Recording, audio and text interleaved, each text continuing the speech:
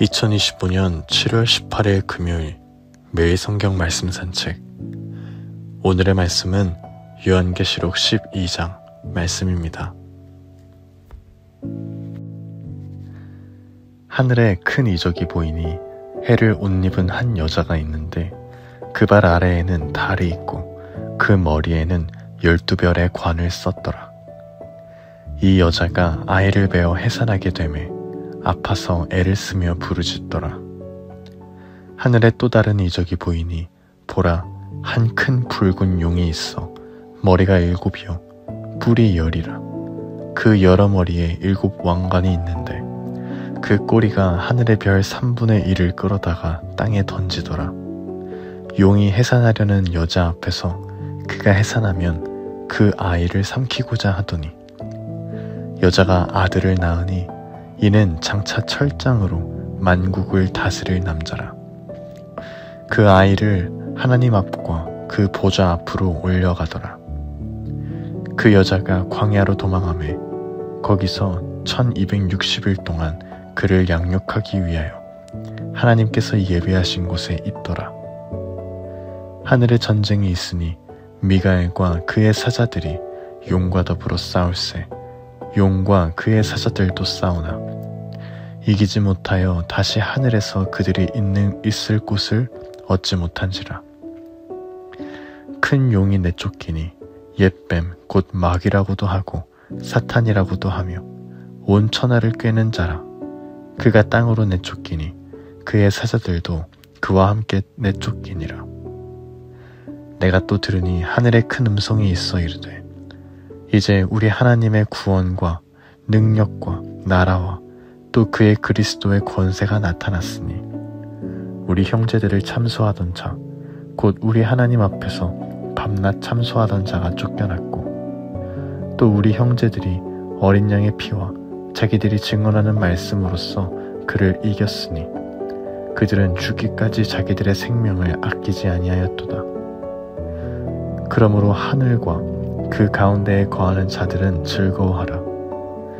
그러나 땅과 바다는 화 있을진저 이는 마귀가 자기의 때가 얼마 남지 않은 줄을 알므로 크게 분내어 너희에게 내려갔음이라 하더라. 용이 자기가 땅으로 내쫓긴 것을 보고 남자를 낳은 여자를 박해하는지라. 그 여자가 큰 독수리의 2 날개를 받아 광야 자기 곳으로 날아가 거기서 그 뱀의 낯을 피하여 1때와 2때와 반때를 양육받으매 여자의 뒤에서 뱀이 그 입으로 물을 강같이 토하여 여자를 물에 떠내려가게 하려 하되 땅이 여자를 도와 그 입을 벌려 용의 입에서 토한 강물을 삼키니 용이 여자에게 분노하여 돌아가서 그 여자의 남은 자손 곧 하나님의 계명을 지키며 예수의 증거를 가진 자들과 더불어 싸우려고 바다 모래 위에 서 있더라. 아멘. 오늘 본문 말씀은 요한계시록의 중심 구조 중의 하나로 하늘에서 벌어지는 전쟁과 땅에서 계속되는 영적 전쟁의 실체를 상징적으로 보여주는 장면입니다. 크게는 세 존재가 등장합니다. 해를 옷 입은 여인, 그 여인에게서 난 아이, 그리고 그를 삼키려는 붉은 용입니다. 먼저 1절에 등장하는 해를 옷 입고 달을 밟고 12별의 관을 쓴 여인은 단순히 한 여인인 인물을 가리키기보다는 하나님의 백성을 대표하는 존재로 보입니다. 이스라엘과 교회를 포괄하는 하나님의 백성 공동체로 이해할 수 있습니다. 이 여인은 고통 중에 아이를 낳습니다. 그리고 이 아이는 만국을 철장으로 다스릴 자, 곧 메시아, 예수 그리스도이십니다. 그런데 그리스도가 태어나기 전부터 그리고 이 땅에 오신 이후로도 끊임없이 그분을 삼키려는 자가 있었으니 그가 바로 붉은 용, 즉 사탄입니다. 사탄은 그리스도를 공격했지만 하나님께서는 그 아이를 보좌 앞으로 올리심으로 결국 사탄의 계획은 실패로 끝납니다. 이는 예수님의 승천을 암시하며 그리스도께서 십자가에서 사탄의 권세를 깨트리셨음을 상징적으로 보여줍니다. 이후 이어지는 7절부터는 하늘에서의 전쟁이 펼쳐집니다. 미가엘과 천사들이 용과 그 사자들과 싸우고 결국 사탄은 하늘에서 쫓겨납니다. 더 이상 하늘에서 우리를 참소하지 못하고 땅으로 내쫓기게 됩니다. 이 일은 하나님의 나라와 그리스도의 권세가 선포된 사건으로 이어집니다. 그리고 하늘의 큰 음성은 이렇게 선포합니다. 그들이 어린 양의 피와 자기들이 증언하는 말씀으로써 그를 이겼으니 그들은 죽기까지 자기들의 생명을 아끼지 아니하였도다. 이 선언은 너무나도 강력한 복음의 선포입니다.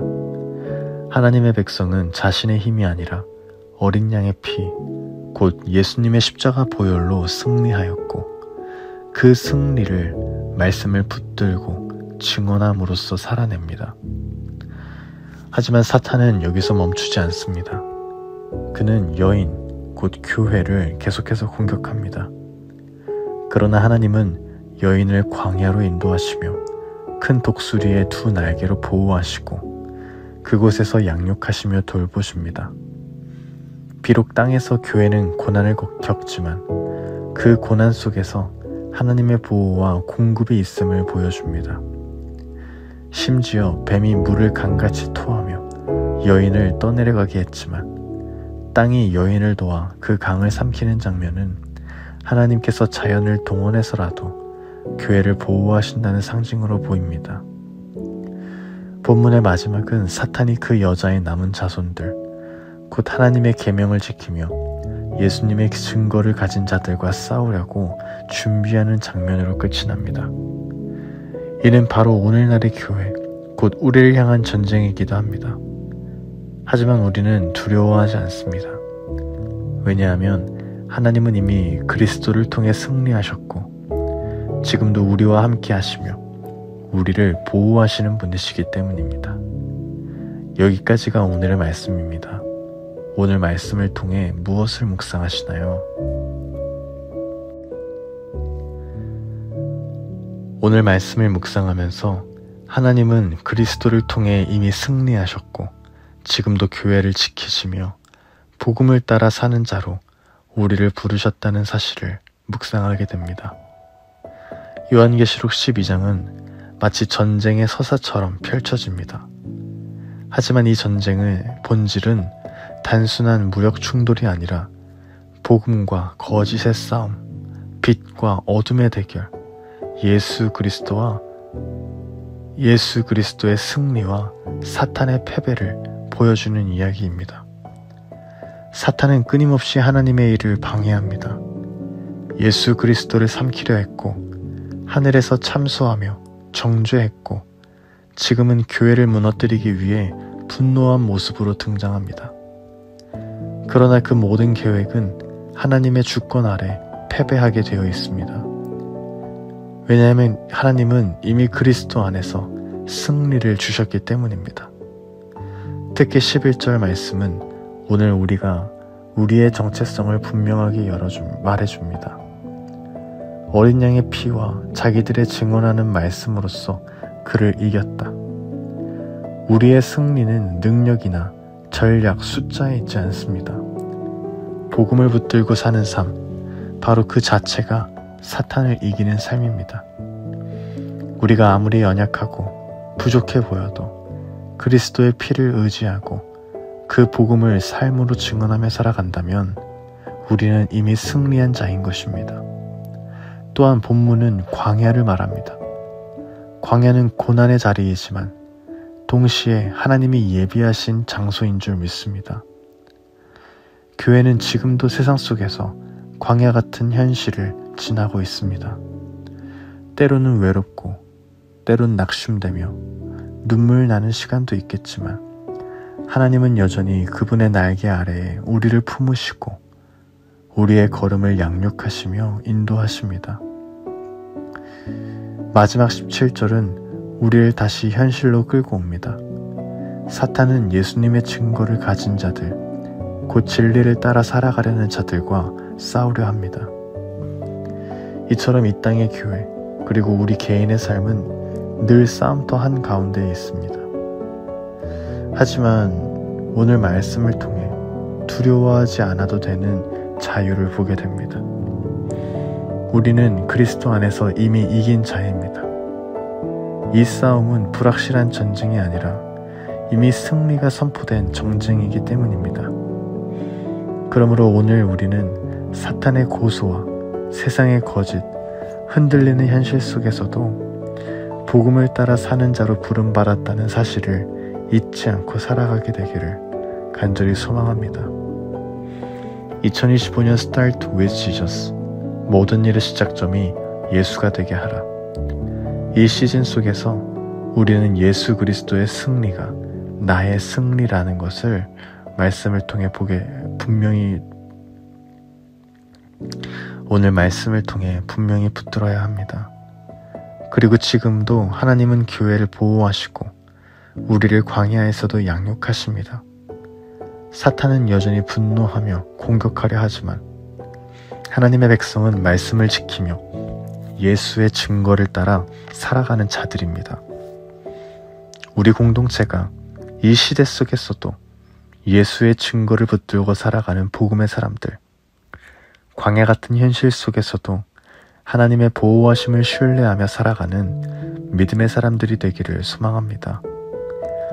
우리의 싸움은 승리가 확정된 싸움입니다. 그러므로 두려움보다는 소망을, 침묵보다는 증언을, 타협보다는 복음을 선택하며 살아가는 저와 우리 모두가 되기를 예수님의 이름으로 간절히 소망합니다. 아멘.